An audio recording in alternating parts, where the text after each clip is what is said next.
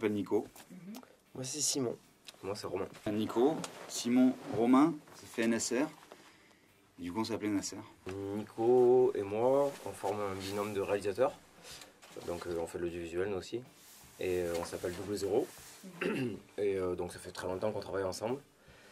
Et il est arrivé un moment en fait, dans notre carrière où on faisait pas mal de pubs, tout ça. Et en fait en pub, tu vois, soit tu prends des morceaux qui existent déjà, soit si tu as l'opportunité de le faire, en fait tu prends des compos originales et on avait besoin de compos originales. Et c'est là qu'on a rencontré Simon en fait, qui fait de la musique lui depuis longtemps aussi. Les mentors vraiment ça va être les Who, tu vois, d'un côté, ou les Clash, tu vois, pour le côté rock, et les Daft Punk, tu vois, pour le côté électronique. On a fait beaucoup de festivals prestigieux qu'on avait envie de faire quand on était gamin. Donc là on vient juste de prendre un petit peu de vacances pour repartir encore cette année. Ça a été une année très remplie pour nous. Donc nous on essaie d'être un maximum original et créatif. En fait nous on a fait ce projet, c'est pas des paroles en l'air, en fait on a vraiment fait ça pour s'amuser en fait. Donc si tu veux, tous les jours tu te dis putain il faut absolument que j'ai réussi à me faire une place et tout, c'est que ça va pas marcher en fait. Alors que si tu fais de la musique, c'est fait pour s'amuser et pour, tu vois, pour se faire plaisir, on l'a fait vraiment comme ça en fait. Donc pour nous en tout cas ça n'a pas été difficile. Si quelque chose nous plaît, on le fait, tu vois, si un artiste est intéressant et qu'on pense qu'on peut faire quelque chose de bien ensemble, parce que nous ça va nous procurer du plaisir et de créer des trucs intéressants, et ben on le fait.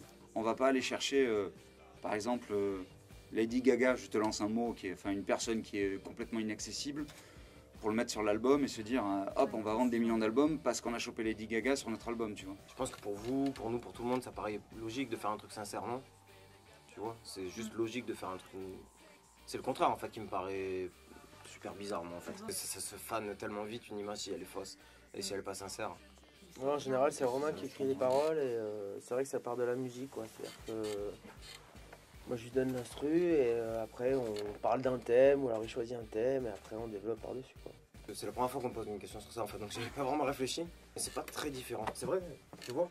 Enfin on pourrait penser que devant 8000 personnes ou devant 200 personnes c'est tellement différent, mais en fait non.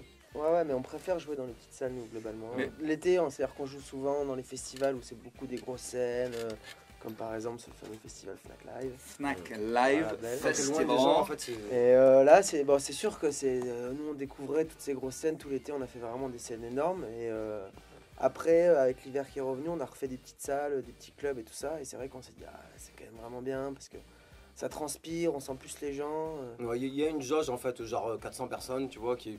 Enfin, pour nous est le top, c'est parfait vraiment en fait. Parce que c'est complet et ouais non c'est vraiment bien. C'est mieux une petite salle, c'est pas des petites salles, 400 personnes, franchement déjà jamais dans nos vies on aurait espéré que quand tu lèves la main il y a 400 personnes qui crient en même temps, jamais, tu vois. Donc il y a une jauge en fait, il vaut mieux et c'est vraiment, tu le ressens si t'es sur scène, qu'il y ait une salle de 400 personnes qui soit à bloc, plutôt que genre 3000 personnes, toi t'es à 40 mètres des gens, tu les vois mal.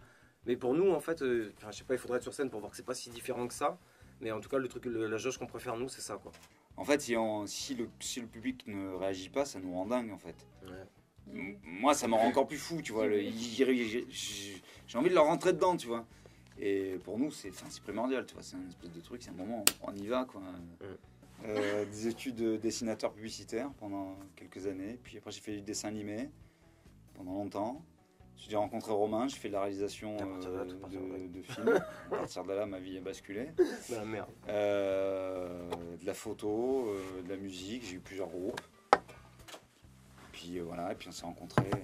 On a fait Nasser, j'étais fait vraiment court. J'ai fait le conservatoire en même temps que l'école, le collège, tout ça.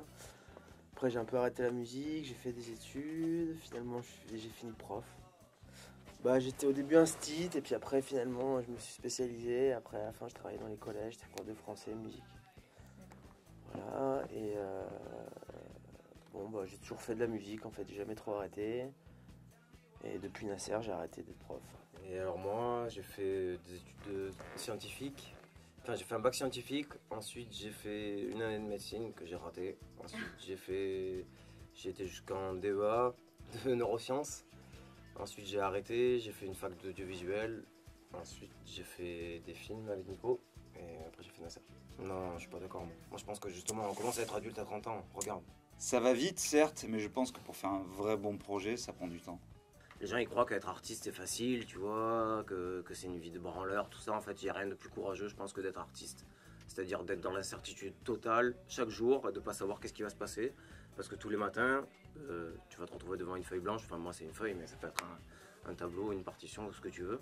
Et tu sais pas si ça va sortir ou pas. Il n'y a rien de plus difficile que d'être dans cette vie-là, en fait. C'est plus facile d'aller travailler et de savoir tous les jours que... Enfin, c'est plus facile. Moi, c'est un truc que... Nous, c'est un truc qu'on ne pourrait pas faire, mais... Et donc le meilleur moment en fait c'est ça, tu vois, c'est de te dire, parce que là on commence à avoir un peu de recul, parce qu'au début on comprenait rien, en fait en gros ça a été tellement vite que pendant un an on n'a pas bien compris ce qui se passait. Là on commence à se dire ok, en fait c'est un peu derrière nous, mais là il y a encore un an ou deux, tu vois, c'est à peine ce qu'on arrive à entrevoir, on sait pas plus, où on sait que ça va encore fonctionner, c'est trop bien. Franchement là maintenant, là, je pense que c'est le meilleur passage. Enfin je sais pas, moi me lever le matin, me mettre sur mon ordi, faire du montage ou regarder des films, parce que c'est aussi un travail, hein, ou écouter de la musique, ou venir ici, avoir composé un texte, mais qui me dit c'est bien, c'est pas bien ou quoi, c'est un kiff, tu vois ce que je veux dire. C'est un putain de plaisir, on a rêvé toute notre vie de faire ça et d'être payé pour, tu vois. Donc bah, tant qu'on peut le faire et au maximum, on le fait au maximum. On fait rien d'autre en fait. Hein. C'est vraiment l'idée de Nasser en tout cas, c'est de faire un truc dans l'énergie pour faire danser les gens. You know what? Sound make sense. Sense. Voilà.